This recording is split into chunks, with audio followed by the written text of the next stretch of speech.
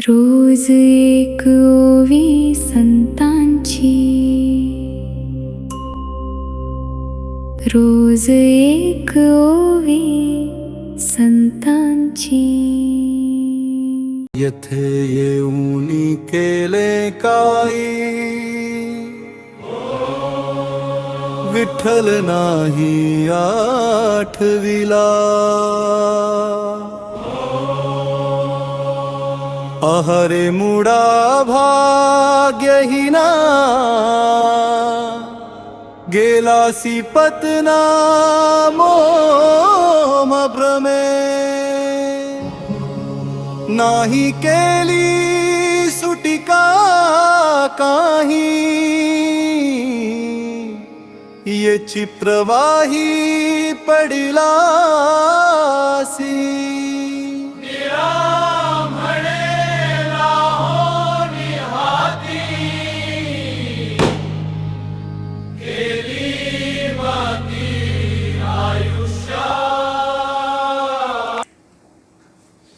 नमस्कार.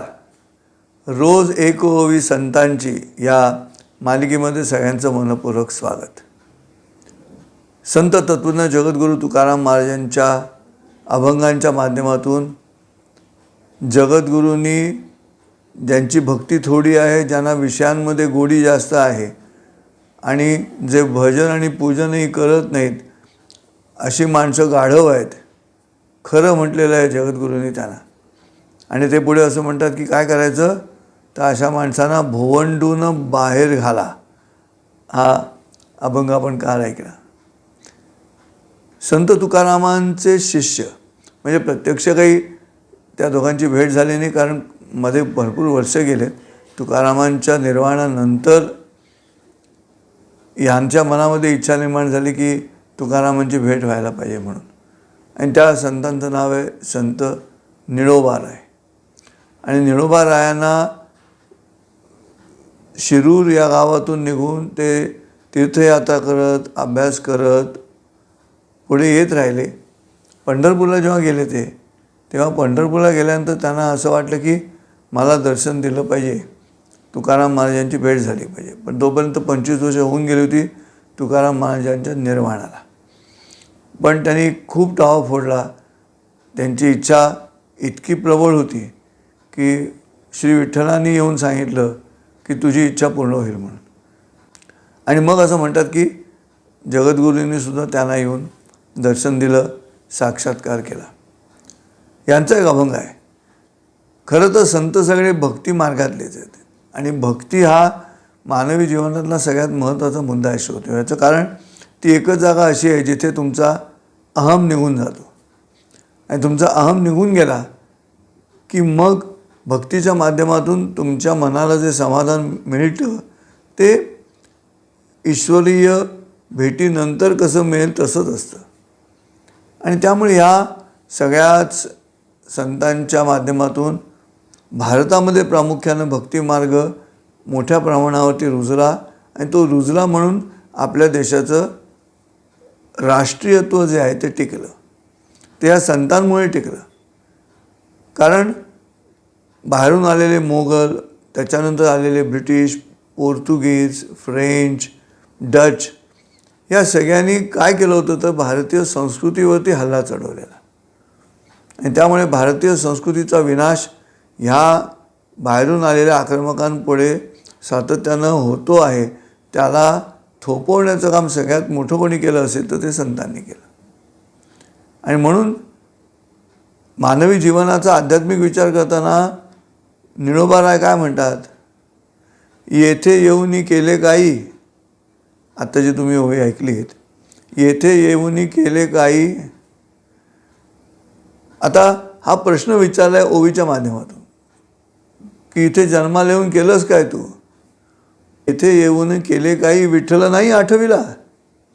येथे येऊनी केले काही विठ्ठल नाही आठविला. आहारे मूढा भाग्यहीना, आहारे मूढा भाग्यहीना, गेलासी पतना मोहभ्रमे. आहारे मूढा भाग्यहीना, गेलासी पतना मोहभ्रमे. या पहिल्या ओवीमध्ये निळोबारायांनी स्पष्ट आपला हेतू सांगितलेला आहे. ते विचारतात माणसांना की इथे येऊन काय केलं तुम्ही, काय केलं, म्हणजे काय करायचं असतं. भौतिक जीवनामध्ये माणूस म्हणून जगण्याची जी प्रक्रिया ती सगळी काम, क्रोध, लोभ, मोह, मद, मत्सर षड्रिपूंमधलीच आहे, किंवा आहार, निद्रा, भय आणि मैथून या चतुष्टयातलीच आहे. ह्यातून बाहेर पडण्याची गोष्ट, हे जे गोचर आहे तिथून अगोचर होण्याची क्रिया, ऐंद्रिय जे आहे ते अतिंद्रिय करण्याची क्रिया, मानवी देहाच्या या सगळ्या रचना प्राणी म्हणून आहेत, जनावर म्हणून आहेत त्या, आणि मग त्यातून मनुष्य म्हणून काम करायचं म्हणजे बुद्धीशी निगडीत आहे. त्यामुळे भक्ती हा बुद्धीचाच एक भाग आहे. अलीकडच्या काळामध्ये ज्यांची भक्ती असते त्यांच्याकडे अंधश्रद्धाळू म्हणून बघितलं जातं, आणि अंधश्रद्धाळू म्हणून हिणवणारी मंडळी स्वतःला ज्ञानी म्हणून घेतात. खरी तीच मूढ आहेत, खरी मूढ तीच आहेत. मग काय म्हणाले जगद्गुरू, खरं गाढव म्हटलं त्या लोकांना त्यांनी, भोवंडूंनी बाहेर घाला ज्याला पूर्ण विषयांची गोडी आहे. निळोबाराय तेच सांगते, इथे येऊन केले काही विठ्ठल नाही आठवला, आहारे मूढा भाग्यहीना, गेलासी पतना मोहभ्रमे. काय केलं नाहीस तू, काय म्हणतात ते, नाही केली सुटिका काही, येची प्रवाही पडिलासी. स्वतःची सुटका करून घेतली नाहीस, त्या प्रवाहातून वाहत गेलास. आपण दैनंदिन भाषेत म्हणतो ना की मी त्या जुगाराच्या व्यसनामध्ये मी वाहत गेलो. तो हा जो प्रवाह आहे त्या प्रवाहामध्ये तुम्ही वाहत गेलात. भौतिक जगणंसुद्धा त्याच पद्धतीचं आहे. संसार असार आहे असं म्हणत दैनंदिन जीवन जे जगत आहोत ते एका विशिष्ट क्षणाला आपल्या लक्षात येतं की अरे हे सगळं क्षुल्लक आहे. आणि म्हणून संत आपल्याला सांगतात की त्यातून बाहेर नाही पडायचं, तिथे राहायचं, पण जे श्रीकृष्णाने गीतेत सांगितलं तो मुद्दा मनामध्ये ठेवायचा. कर्मण्येवाधिकारस्ते मा फलेषु कदाचन. कर्म करायचं पण फलाची अपेक्षा करायची नाही. आणि म्हणून तू स्वतःची सुटका करून घेतली नाहीस. नाही केली सुटिका काही, याची प्रवाही पडिलासी. निळा म्हणे लाहोनी हाती, केली माती आयुष्या. 84 लक्ष योनीमधनं मानवाचा जन्म मिळाला. लाभोनी आहे ते. तर लाभोनी तुम्हाला जन्म मिळाला आहे असा अलौकिक, ज्याच्या माध्यमातून तुम्हाला बुद्धिनिष्ठ विचार करून भावना प्रधान होत त्या अलौकिक शक्तीची पूजा, भजन या सगळ्या गोष्टी तुम्ही करू शकता. ते न करता तुम्ही त्या प्रवाहामध्ये वाहत गेलात. आम्ही सगळे असेच जगतो श्रोते. आणि आज तर काय, आजच्या युगामध्ये तर सगळंच विचित्र चाललं आहे. अधिकाधिक खोलात जातो, गर्तेत जातो आपण सगळे. कोणी वरती यायलाच तयार नाही, कोणी त्यातून उद्धार करून घ्यायलाच तयार नाही स्वतःचा, अशी परिस्थिती आहे. आणि म्हणून मला असं वाटतं की हे संत जे सांगत आहेत, निळोबारायांचं हे जे म्हणणं आहे ते आम्ही लक्षात ठेवावं लागेल की विठ्ठल नाही आठवला, तुम्हाला तो परमेश्वर आठवत नाही का? एका विशिष्ट मर्यादेनंतर तुम्हाला तुमची कुवत कळल्यानंतर तरी असं म्हणा की हे आमच्या हातात नाही. जसे डॉक्टर्स म्हणतात, हृदयाचं ऑपरेशन करून झाल्यानंतर, मेंदूचं ऑपरेशन करून झाल्यानंतर काय म्हणतात डॉक्टर पेशंटच्या नातेवाईकांना, आम्ही आमच्या परीनं प्रयत्न केला आहे, मग आता राहायला कोण?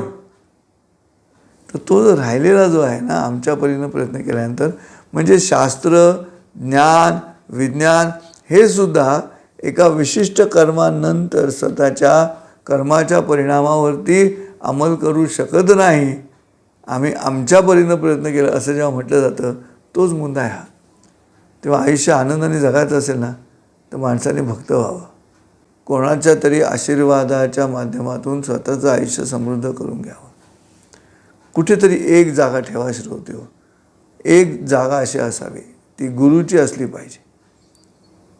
देहधारी गुरुची असेल तर ते शक्य आहे. कारण देहधारी गुरु तुम्हाला सल्ला देतो.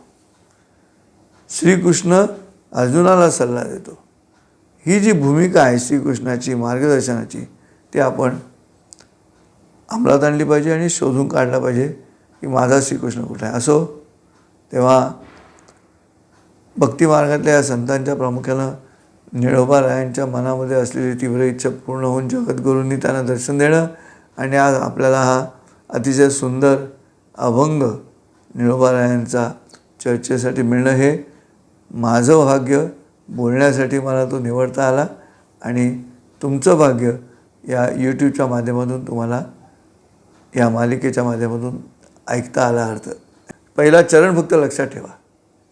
पहिला चरण, येथे येऊन केले काही विचारा स्वतःला, येथे येऊन केले काही विठ्ठल नाही आठवला. असो, विठ्ठलाचं स्मरण करत राहा. पुन्हा भेटू उद्या सकाळी पहाटे 5 वाजता नवीन ओवीसह. तोपर्यंत रामकृष्ण हरी. रोज एक ओवी संतांची, रोज एक ओवी संतांची.